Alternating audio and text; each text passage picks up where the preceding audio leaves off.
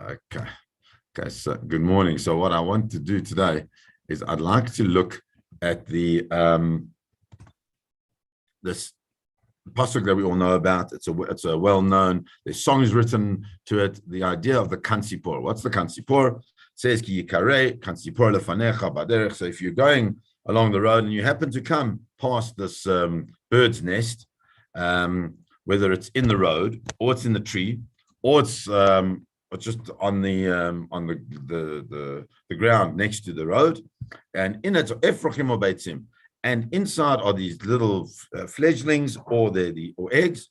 And the mother is actually sitting on the efrochim on these fledglings. She's watching them, she's guarding them, or she's trying to hatch the eggs. You can't take the mother together with the banim, with the children, but rather you've got to send the mother away, and then you can take the babies or the eggs, in order it'll be good for you, and you'll have a long life.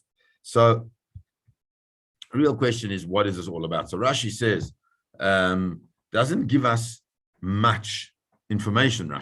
Rashi says, ki kare pratla mazuman. That's coming to exclude when you planned it. We're talking about it's a happenstance. You're walking, you see this thing, say, oh, now it's time to get some eggs. You chase the mother bird away. That's the way Rashi explains it. And it doesn't really give us much information as to what's going on here. Or perhaps in the next Rashi, where he says, Loti kachaem bo'oda al banea, while she's still on her children, on her fledglings, that's when you can't take her. You have to send her away. And Rashi is very clear on that. There has to be the sending away. Without the sending away, there's something problematic.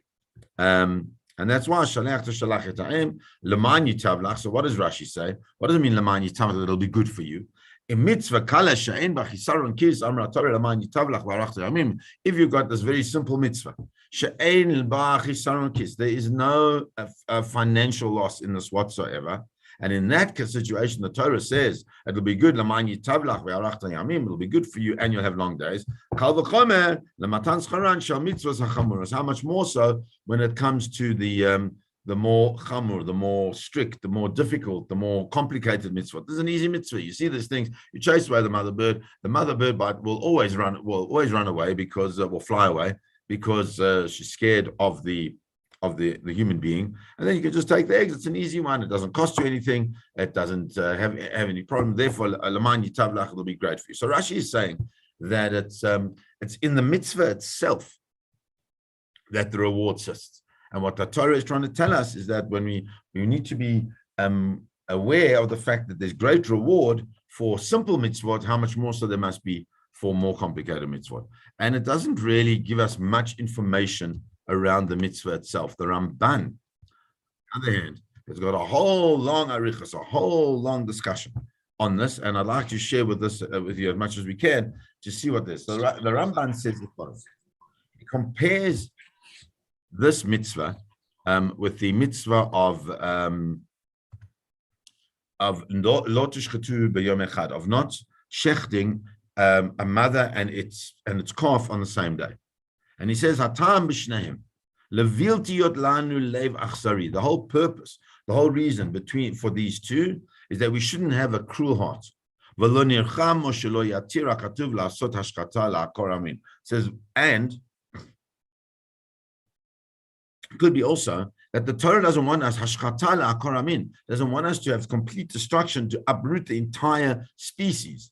Afal pi she'etir hashchita, even though you're allowed to do shchita, we don't do it on the same day. Why? He said,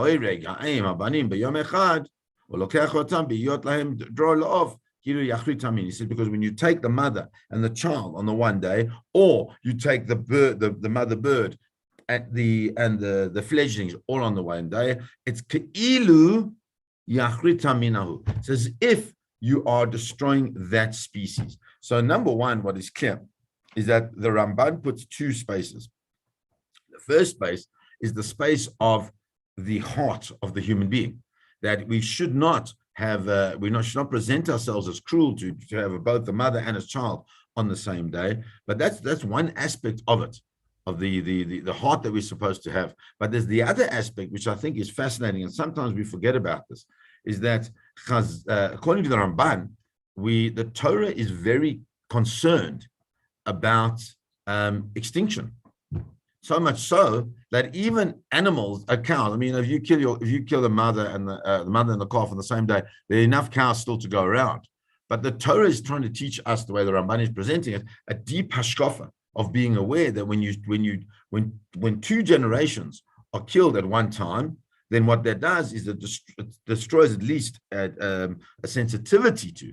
It destroys the sensitivity to the need for sustainable species going forward down. And so therefore, that's what the Ramban is very concerned with. And then he carries on and he says, he quotes the Rambam. And the Rambam says the following: that the reason for the mitzvah of Shiluach HaKan, sending the mother bird away and not shechting the animals on the same day, the reason is that you don't check the mother in front, the child in front of the mother. Because animals have a great concern about their progeny. You cannot, there's no difference between bein da'agat adam le da'agat behemot al baneim. That you can't separate, you can't say that it's a different way in which they feel for their young. Their feeling for the young of an animal exactly the same as the feeling of the young of a human being. Why is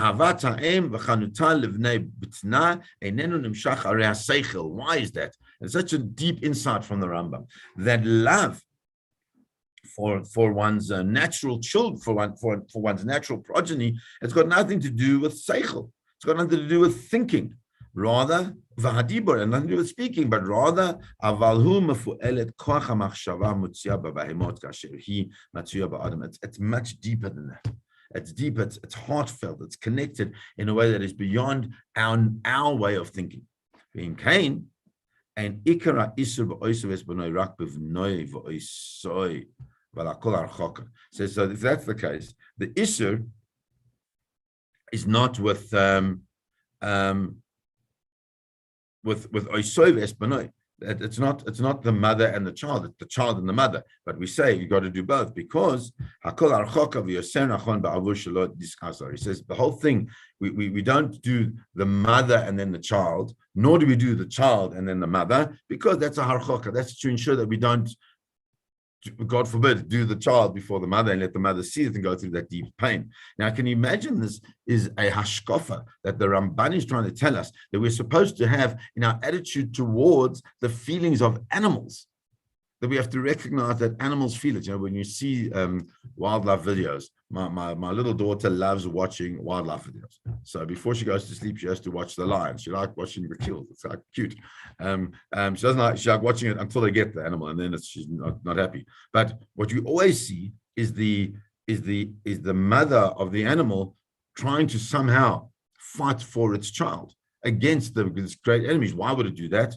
Because it has this, as the Ramban says, there's this deep love for its child. And so therefore, when we see that we are not allowed to kill the animal at the same time, we're not allowed to take the bird and its young at the same time, we have to chase away the mother bird. It must be because we're trying to get into a space of sensitivity, says the Ramban, understanding that that animals feel as well. Okay. Amar Rav, v'al tashiva elai b'ma'ara chacham. He says, hold on a second. There's a problem because we've got a Gemara, and the Gemara tells us in Brachos